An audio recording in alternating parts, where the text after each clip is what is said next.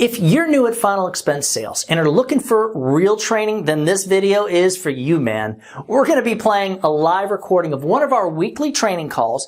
And in this recording, you're going to hear me do a role play with Mariana of me calling to set an appointment. So you're going to hear exactly how I overcome objections while setting appointments, how I door knock leads and overcome objections when they don't want to let me in the house, and how I overcome objections while I'm closing the sale when the client, isn't sure if they're ready to buy or they start making up excuses. All of this and more coming up after this.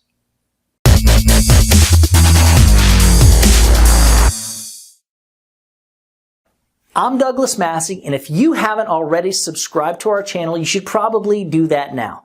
We're putting out new final expense sales related or final expense sales training videos on a weekly basis. And if you'll ring that little bell looking thing that's down there next to the subscribe button, we will notify you as the videos are being released. Also, please give this video a thumbs up right now so that I know you're watching.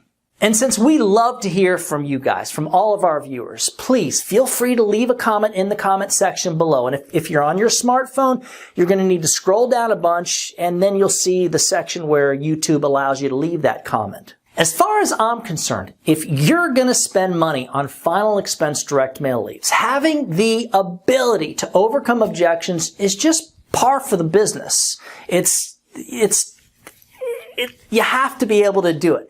It's extremely important to master overcoming objections for this business or really any sales business. If you'd like to buy some high quality final expense leads generated just for you, or if you'd like information on joining our final expense sales team, which gives you access to some of the highest contracts available, along with access to the strongest direct mail leads program in the nation, just shoot me an email at doug@ufesonline.com. A sales pro will take people who have no intent on buying anything and actually be able to turn a lot of these folks around so that 30 minutes later, they're signing the application and handing you a voided check.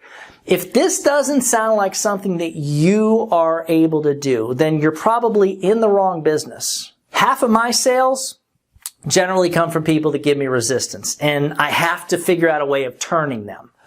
Something else I've learned is that some people will actually test you, and a lot of times it's not even intentional. It's just their natural reaction.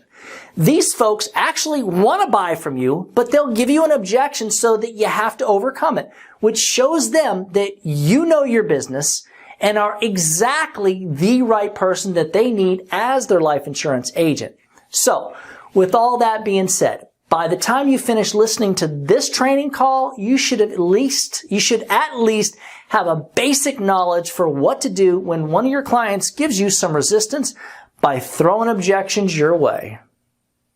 Good morning, fellow agents, and welcome to the weekly UFES training call.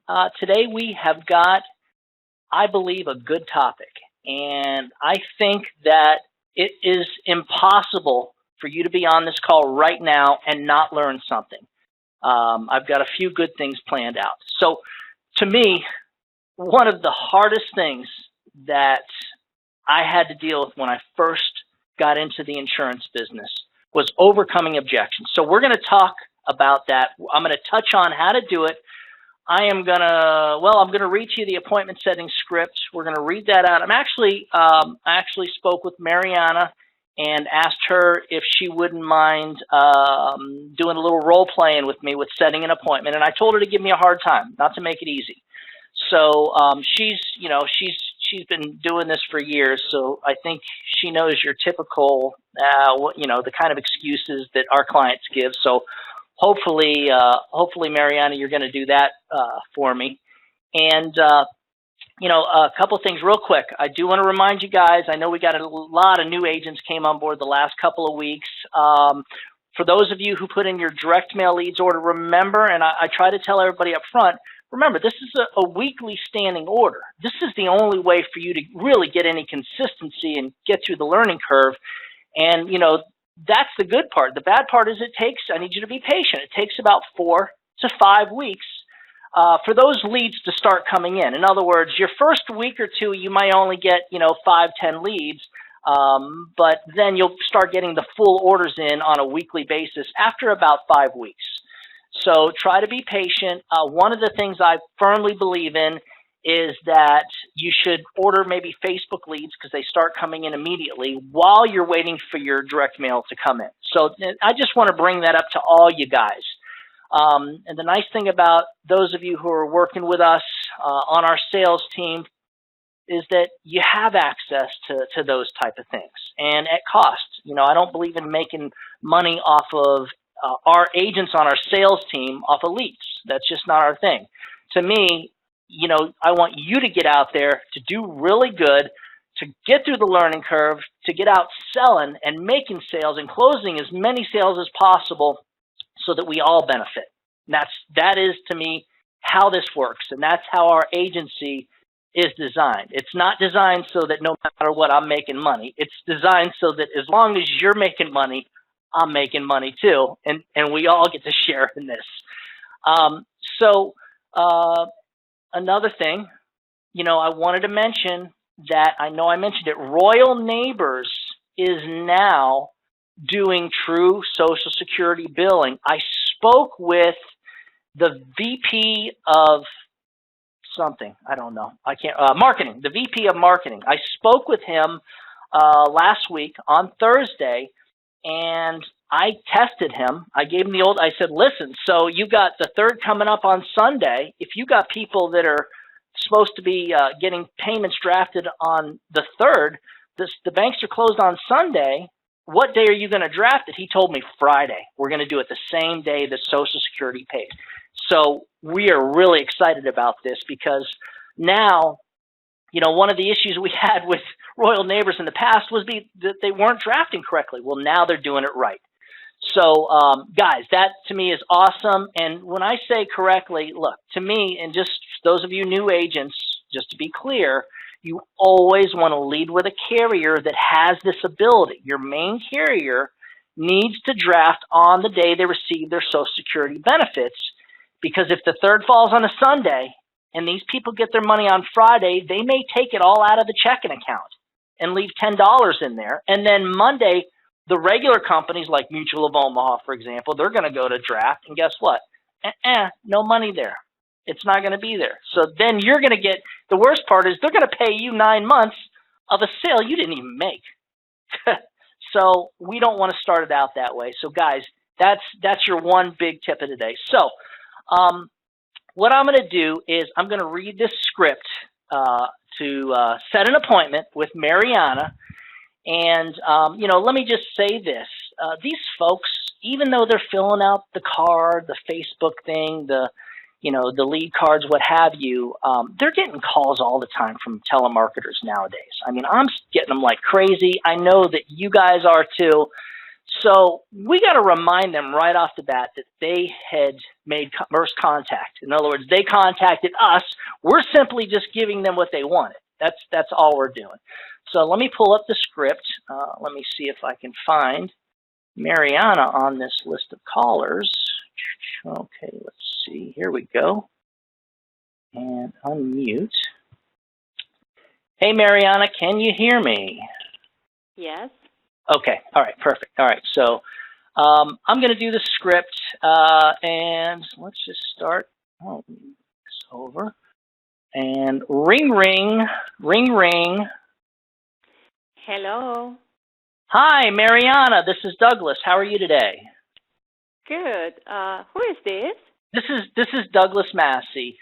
Mariana, the reason for my call today is that you recently wrote down your information on a little card, and you placed it into the mail and sent it back into us about the special 2020 benefit plans for Florida residents. And the reason I'm calling is just to verify the information that you had sent to us.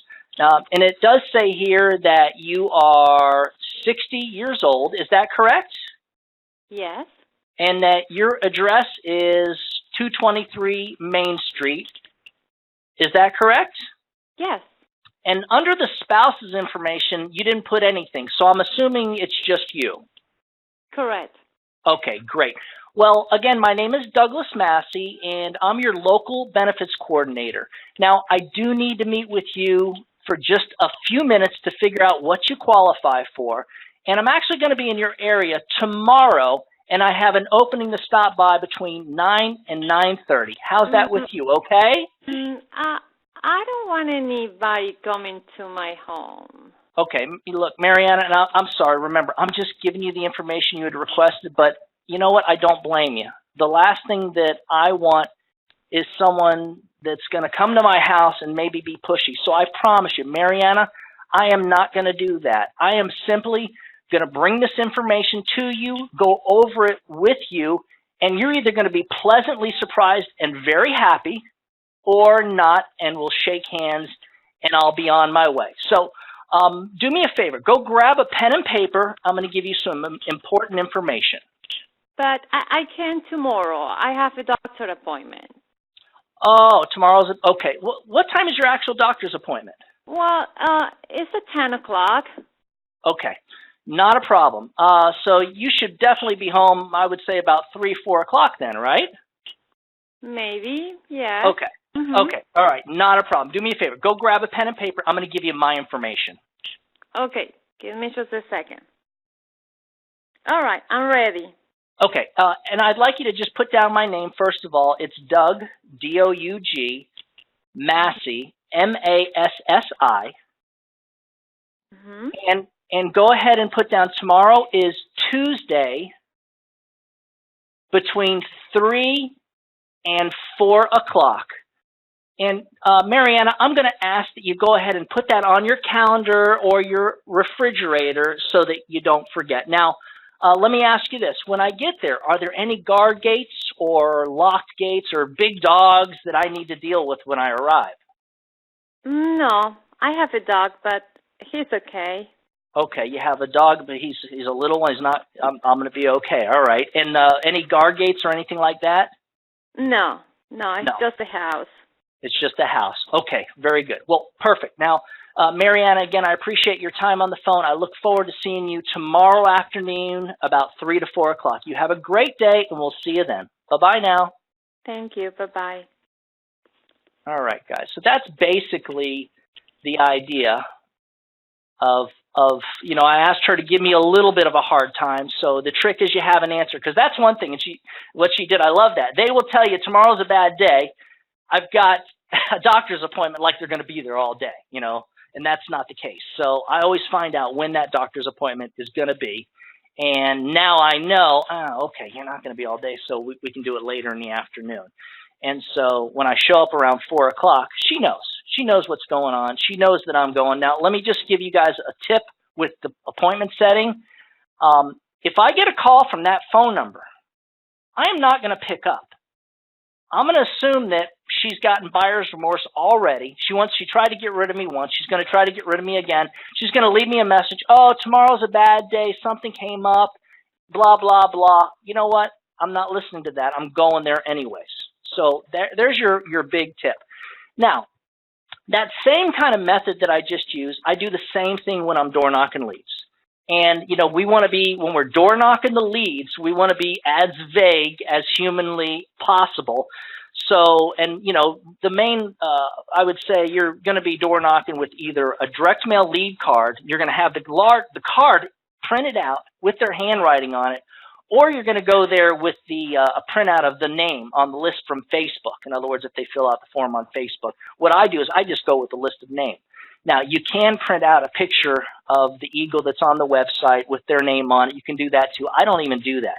I just go, basically, I bang on the door, tot, tot, tot, tot, tot, tot. I take a few steps back, and when they answer, hi, Mariana, you had requested some information from my office about these special final expense benefits for people on Social Security. Remember, you were on Facebook yesterday? And I'll point to the card and point to their name. It says 8:15 a.m., so you're an early riser. That's all I say. And then if they give me any objection, I do the same thing. I go, listen, Mariana, it's only going to take me about 20 minutes to go over this with you. I know the last thing that I want is someone coming into my house to try to push me into buying something I may not be interested in. My job is to simply go over this information with you, and you're either going to be pleasantly surprised or not, and we'll shake hands and I'll be on my way. But I'll tell you what, I'll make it the short version. It'll give me about 10 minutes. And what I do is I start walking towards them. I start motioning towards them. I nod my head. I give them a big smile. A lot of times they like open the door right away. But the trick is I let them know, look, there's no obligation. I'm not going to pressure you. I want them to lower that wall and see that I'm just a normal person. You know, when I'm door knocking especially, I look clean. I go there. When I do door knocking, I try to be clean shaven and as good looking as I possibly can. I don't want them to see some dirty guy that doesn't look right, that something obviously is wrong, and knocking on their door. That's just not going to work. I have my ID. I'm not walking in with my sales book. I'm just going to have the leads and a pen all clipped together, and at the back of the lids, I like to have the medical questionnaire. That way I'm just ready to go in, and then what I'll do is I'll go back out to the car to go grab my sales book to do the pricing. So I'll make the first part of the presentation with them very, very smoothly. So, you know, the thing is, remember, what they'll do, the knee-jerk reaction at the front door is often that they're like, oh, it's like this natural thing to get rid of the salesman. So what they will do, and I'm going to tell you this right now, is they'll try to reschedule. They'll say, oh, well, call me later. Well, you know, hey, I'm knocking on the door because I called you 100 times. You can't say that to them. I already did leave you a message. You can't say that to them. So we know that doesn't work. So what I do is I know once they get rid of me, the chances of me getting back in that house and making a presentation, it just went down. And I'm in front of them. So remember that, guys. If you allow them to reschedule, and they're going to give you, it's going to sound sensible. They're going to say, you know what, I'm getting ready to go somewhere. They say that all the time. Today's just a bad day. Oh, here's the best one. I don't really feel good right now. Guess what? Most of these people are really messed up. Yeah, they never feel good. So there's not a better day. There's not going to be a better day. So today is the day. I am not letting them get rid of me. So no matter what, the one thing I've learned is if I reschedule at the door and do what they ask, I just taught them that I'm a pushover, that my time is worth nothing, and that I don't even respect myself. So why in the hell shouldn't they? I just taught them that by leaving. So I'm not doing that. No, Mrs. Jones. Unfortunately, I don't live in the area, and I'll tell you what, I won't pressure you. It's only going to take a few minutes. Usually takes me about 25 minutes. I'll tell you what, give me 10 minutes. We'll make it real quick, and I start moving towards them. Where can we sit down real quick? I am not leaving until they have kicked me away. They have got to like they're rude, and they're getting rid of me. That's the only way I'm going, because I know if I buy into the nonsense, chances are I'm going to come back tomorrow when they say at 11 o'clock, and they're either going to be there and not open the door, or they're just not. What they'll do is they won't be there. They'll tell me to come back at a time when they know I'm there, or they'll do the old, oh, that guy's supposed to come by today. And they'll start calling to cancel, and then they won't get you on the phone. And then the next thing you know, they're going out. Oh, let me go grocery shopping now. Make sure that I'm not here when he's here. And they will do that to you. So I'm telling you, you've got to get in the house right then and there. Now, in most cases, when it comes to closing the sale, what happens is I've learned that there are, by the time you've gotten this far, you're making your presentation, there's usually only two reasons that they're going to not let you close the sale, that they're not going to buy, in most cases. And it's either about the price, the cost. It's either about that, which in most cases it's about that anyways, or that they just don't trust you. You haven't built enough rapport. They're not comfortable enough. So the best way, for me, I see it this way, the best way to overcome objections when it comes to making that presentation is to make a solid presentation that gets them involved, where they're with you and they're nodding their head in yes mode. You're putting them in buyer mode through the presentation. That's why the presentation training videos that we have on the UnitedFinalExpenseServices.com website are so important for you guys.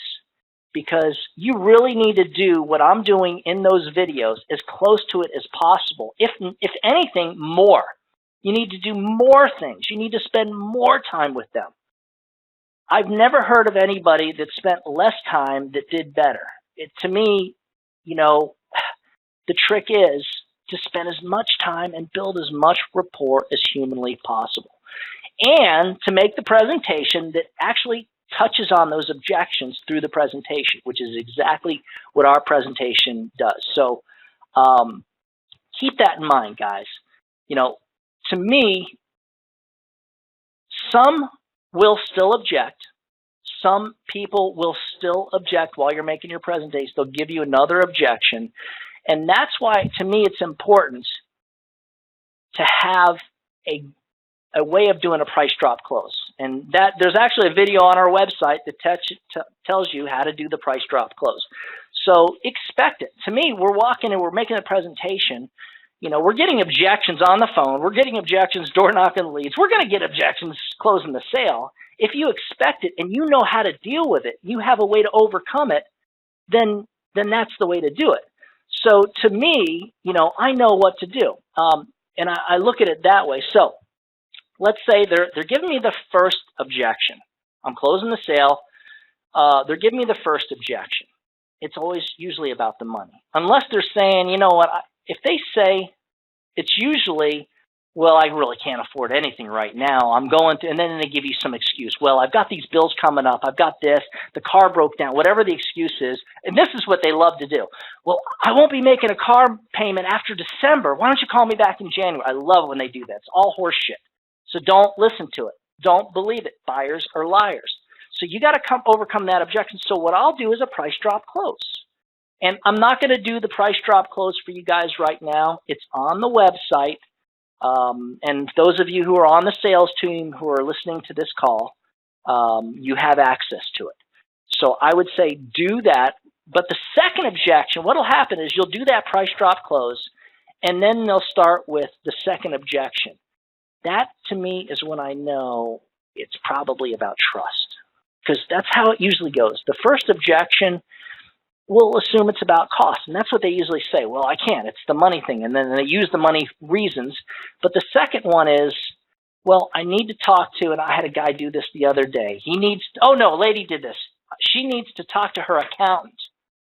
Here she is making $800 a month, and I said, really, you got an accountant? Wow, that's pretty nice.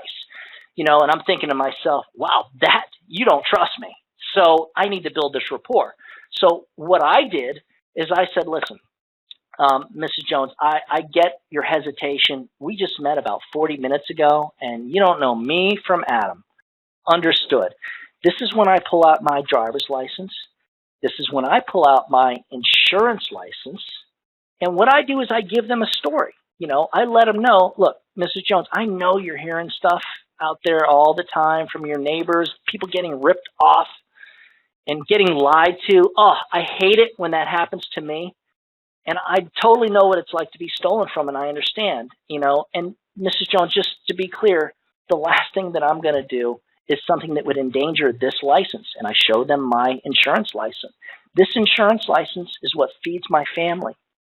And I would never endanger that. As a matter of fact, the one thing about my insurance license, Mrs. Jones, is that it puts me in a position where I can help people like you.